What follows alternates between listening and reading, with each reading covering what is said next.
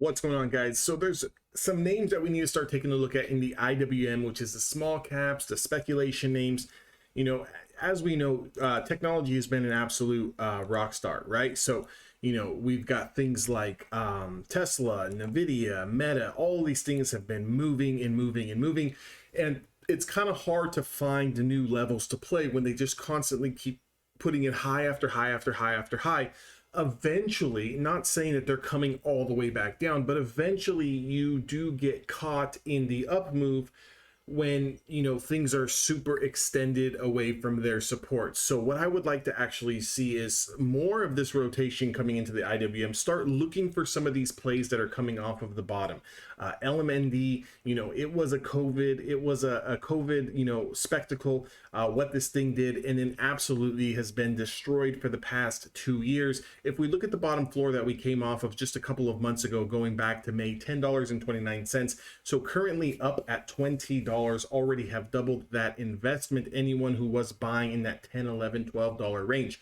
But what I want to focus on here is the stocks that are coming off of the bottom, stocks that have been beaten down. Now that we're starting to see this market finally starting to turn around, there's going to be a lot of people out there saying, you know, that the market's coming back down, that we're super extended. But anytime you start to see money flow into the IWM, into small caps, you know that big money is not really that fearful, because what they're looking at is a rotation, right? So when the big names get super far extended, they need to take a break. Now, even though most names on the technology side of things have not yet to take a break, you could see a little bit of a pause, right? And if you see a little bit of a pause where you're not really making a new high, but we're not really going any lower, you want to start focusing your attention on some of these names, because these are the names where you're going to make a lot of money, especially for those of you guys who don't just play options and maybe you guys want to buy the individual name.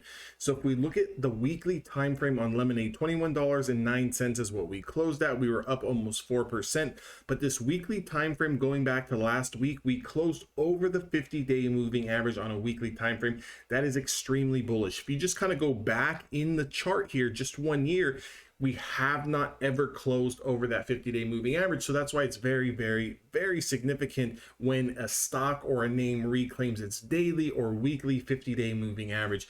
Now, you can see a lot of congestion in this area with supply, demand. You got the 5, 10, 20-day moving average all zigzagging and crossing one over the other. When you start to look at what's going on here, is if we can start to push up over this high price today of around $21, and give or take the high wick is around 50 cents, let's call it, we've got a lot of room to start stretching into the $30 range. Now, I'm not saying that it's just going to be 1 week candle that's going to go straight up, although it could. What we would look for would be to look to the left here, see a lot of this consolidation, see where price was actually getting hung up before.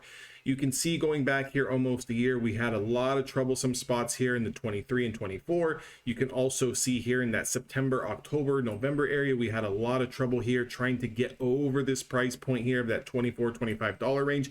So if we do start to confirm this level of around $21.50, we could see an initial push to $23, $24, $25.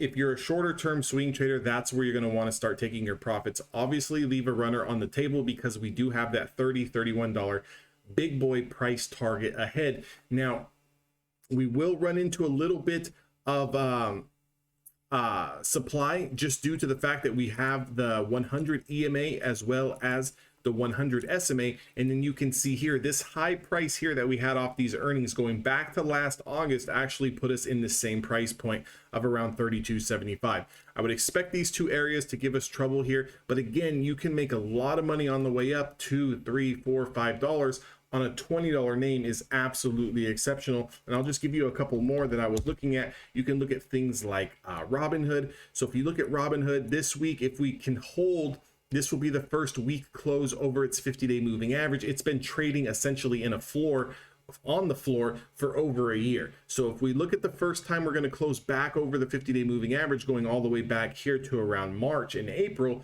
you can see the last time we got over this 50-day moving average price was $9.64, and it shot up to a price of around $10.24. So that's $1 worth of room on a $9 stock is absolutely exceptional. You don't have to just play options on this thing. You can actually grab yourself a lot of shares for very, very cheap and make really, really good money. So if we start to look at, if we can get over this $9.80 price mark, we have our next major supply sitting at around 1060. So we would be looking at a 60 to 80 cent, a dollar's worth of room here within the next 30 to 45 days. That would be something that I would be looking at. A stock that is also doing some of the similar is, and I can give you guys an example, is Upstart. Look at what Upstart did as soon as it reclaimed its 50-day moving average on a weekly time frame, going back 1, 2, 3, 4 weeks. If you look at the same type of chart, all of these small caps, all of these speculation names, they were trading on a floor for over a year. Once they start to reclaim their 50-day moving average, they really have a lot of potential.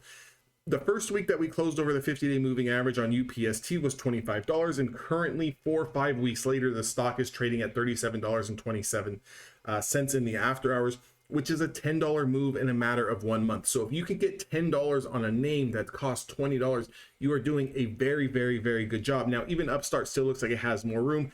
It's on a full weekly breakout here. What we need to do is get over the 37.61. We've got room all the way up to the 50s. Now, I would expect a pullback into this area, into this second breakout zone here over the 50 EMA sometime shortly.